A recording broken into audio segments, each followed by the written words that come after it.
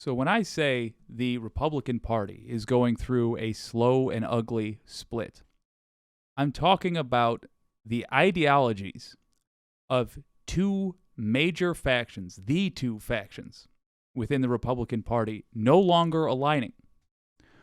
One is simply neoliberalism. It is neoliberalism in its rawest form. For those of you who don't know, starting at about the 80s, this country decided that it would use both the Democrats and the Republicans, decided that they would go off of the policies pitched by Milton Friedman, who was a nightmare economist, traumatized from World War II and reacted to it poorly, in my opinion. They would go off the policies he suggested, which essentially ask that we disenfranchise the populace as much as possible and instead give power to corporations. That was Milton Friedman's pitch. His belief essentially boils down to believing that we, you and me, are too dumb to know how our country should run. And in fact, we need, according to Friedman, an aristocracy made up of successful capitalists.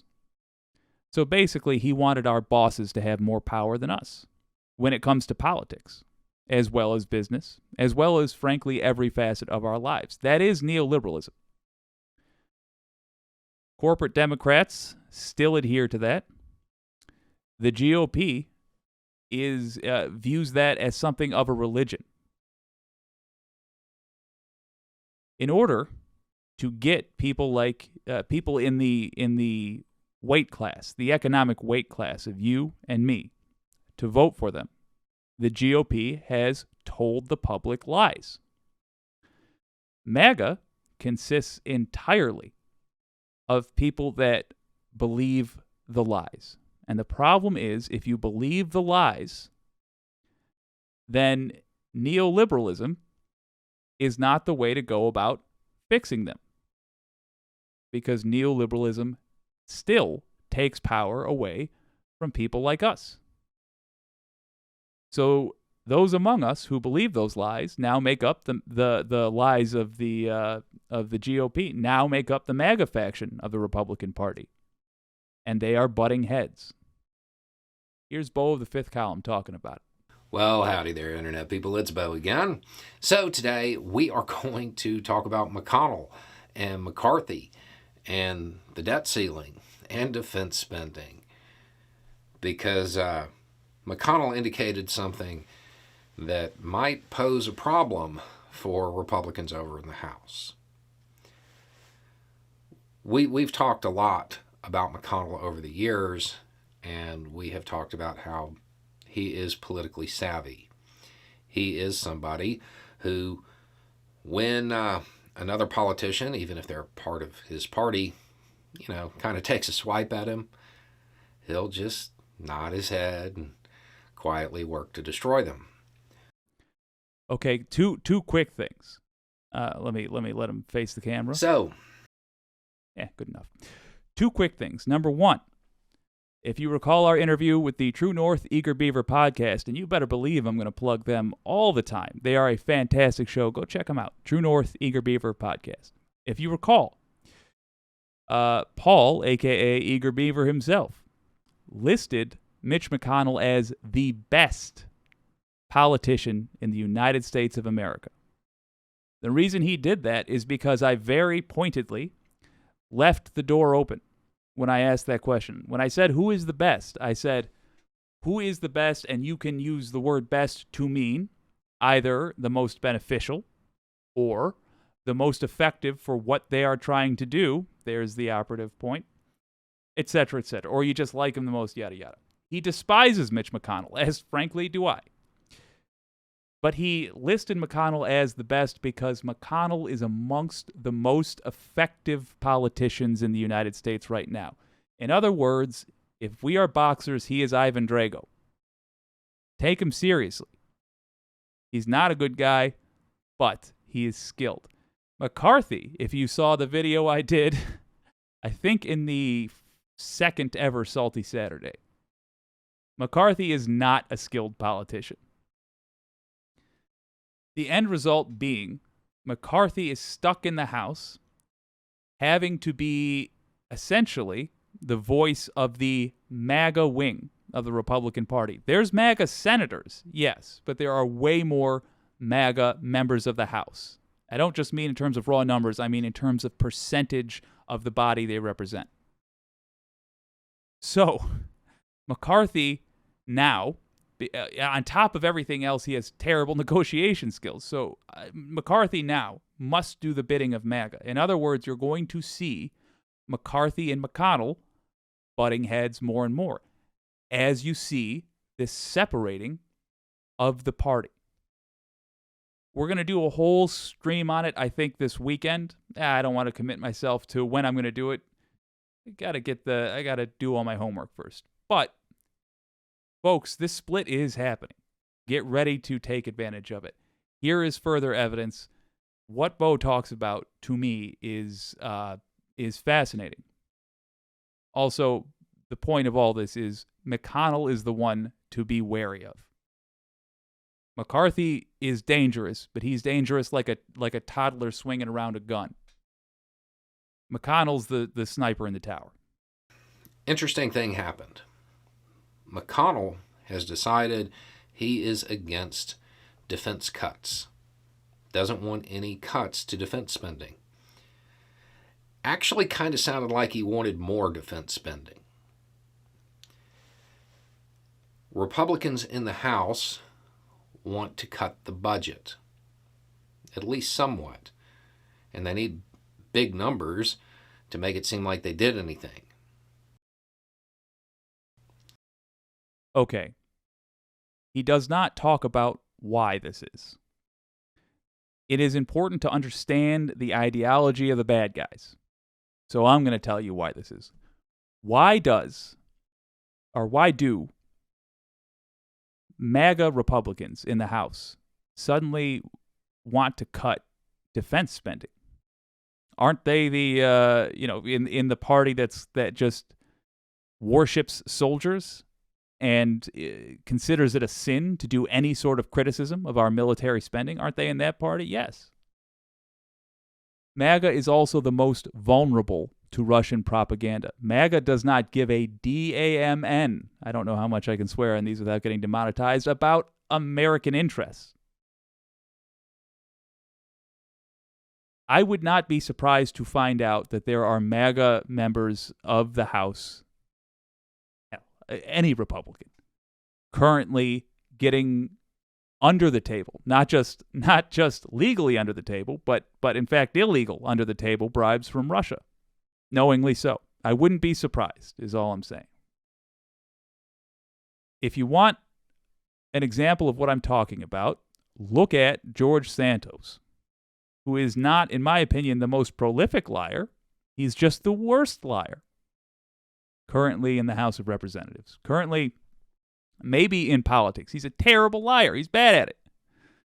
He got, we know of, $28,000 for his campaign, donated from a Russian oligarch.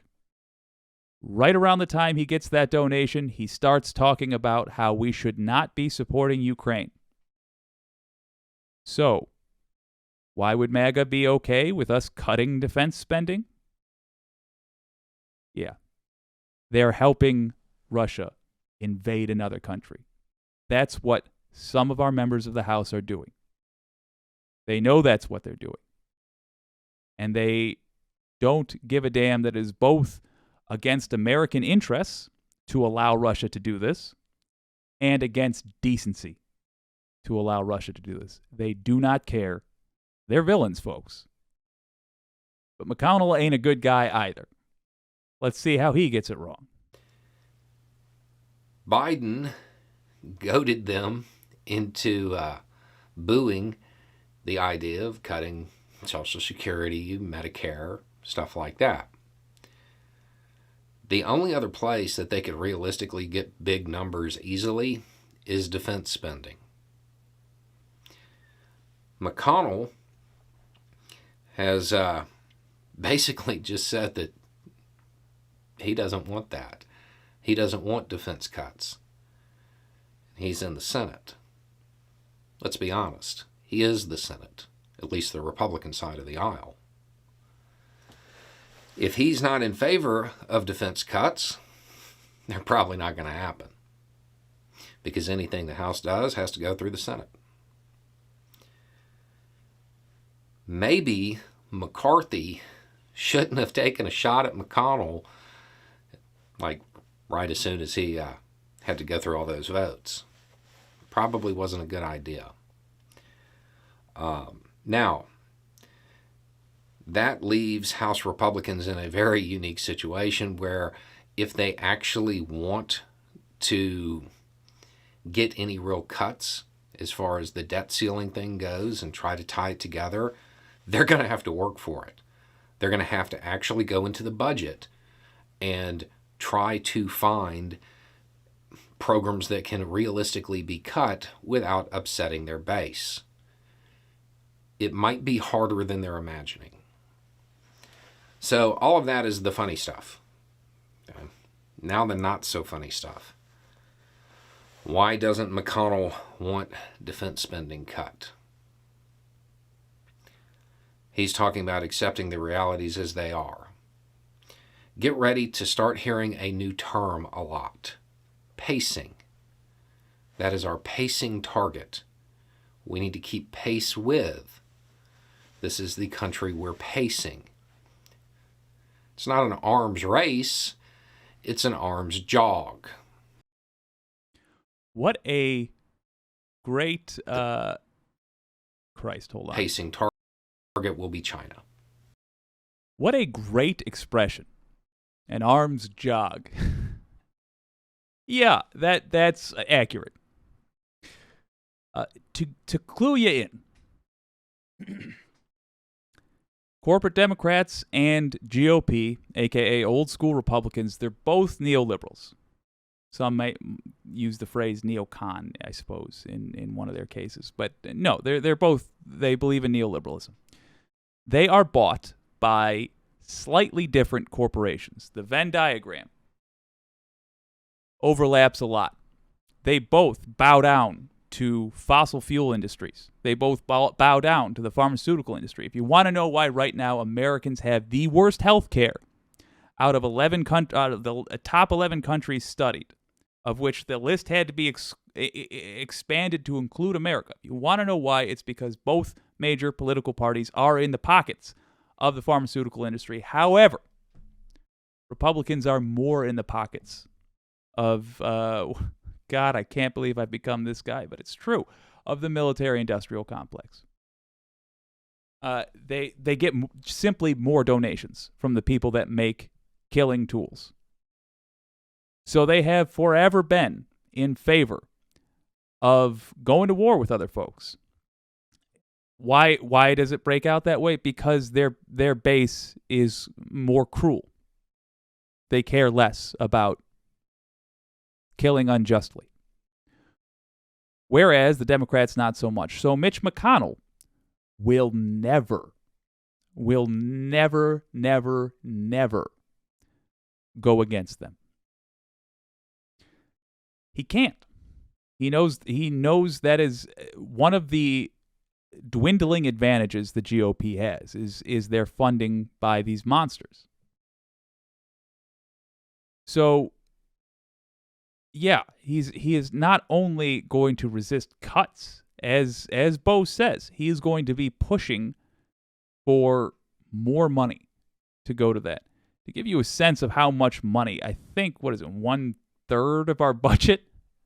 1/3 goes to, I have to look up the exact number, a tremendous amount, trillions and trillions of dollars, goes to supporting our oversaturated military. We have way too much stuff. Our military is like a teenager with a credit card and no parents for the weekend. Just purchases, stuff they don't need, stuff they're not even sure what it does. Just filling up the bases with nonsense. The excuse will be China hawkery. I actually have a suggestion for dealing with China on a number of levels, including being in direct competition with China, being at odds with China. But doesn't involve putting a bullet in a gun, nor should it have to, because this is the 21st century. We have more effective, more civilized ways of dealing with things. But this is Beau of the mother effing fifth column, so I'm going to let the man finish.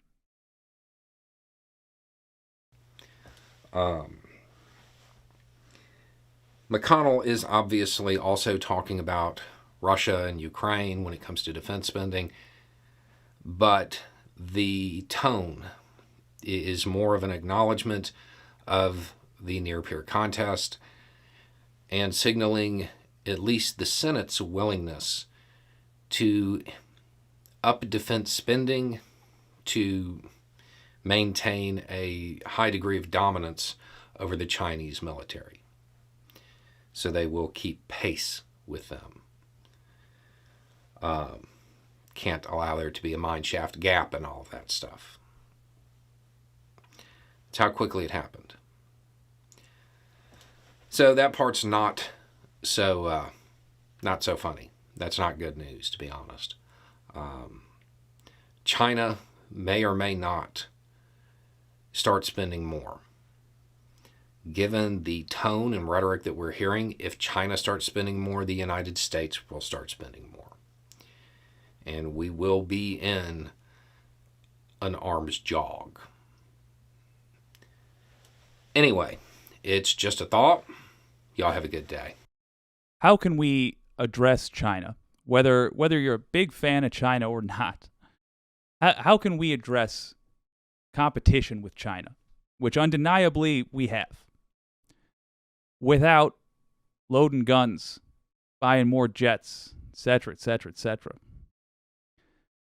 Not terribly difficult. In fact, it's the same prescription for a lot of our other problems. Stop bleeding the American people's wallets. That's simple. Tax the rich more. Why is this? China, when they were returning, and by the way, we discussed this in the last interview we did as well.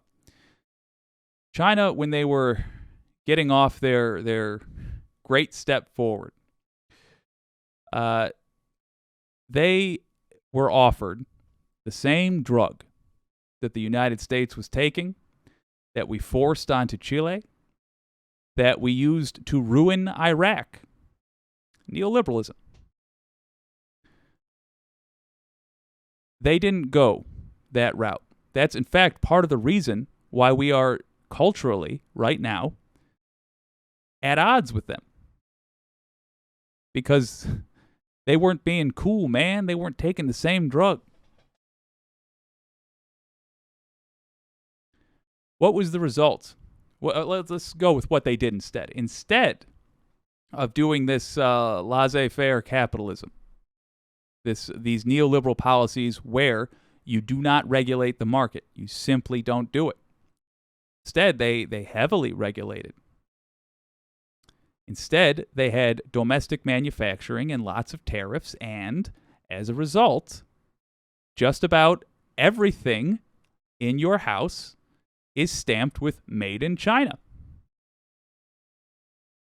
That's how you convert cheap materials into expensive goods. You buy steel. No. You buy iron from another country. You buy tin from another country for pennies. You change that into dollars worth of steel. You change that into hundreds of dollars worth of car parts. You change that into tens of thousands of dollars worth of cars. That's how you create real value from cheap resources. That is an economy which grows.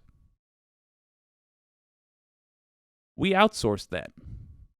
That took place in the 90s. It was set up by initially though by Reagan in the 80s. We outsourced all of that, and we are still paying for it. If we're worried about China catching up with us. Not surpassing us with their military, but catching up with us. We should be looking at the economic engine they are using to do it. We still have, somehow, despite 80s, 90s, 2000s, 2010s, despite 40 years, oh God, I'm aging, despite 40 years of just disastrous leadership, we still have the ability to surpass China's growth. The raw stuff is still here. But we need to change the way that we deal with our economy. We need to change the core philosophy, which has been shown time and time again to be wrong. Other countries have already moved on. France has moved on. England is moving on, although they've had a backlash against progress through Brexit. But they were scooting past us for a while. Good Lord, Poland is moving on. Norway moved on a long time ago. They're all moving past neoliberalism because they don't fall for the same nonsense we do. One of the first things Reagan did was eliminate the fairness doctrine, which opened up media to be owned by corporations, which means for the last 40 years, the lot of us have been sold a neoliberal lie. That the way the American economy works is good. That the way the American economy is set up is the only one that can work. And they have hidden from us the facts, which is we are falling behind other countries in so many ways. Folks, in so many ways. Our healthcare being the most obvious. The rate of poverty, despite the fact that we have plenty of resources, more than we require. We still let people starve to death in the streets. We still let people sleep in the cold. Earlier today, I walked outside. My hair got saturated with ice. I came back in. There was an icicle on what little locks I have remaining. There was an actual icicle. Someone's going to sleep in that tonight because we don't deal with neoliberalism. If you actually want to take a piece out of China, if you actually think, ooh, I don't like the way they're eyeballing Taiwan, okay. Make the American economy a powerhouse again. Yeah. It's doable. It's entirely doable.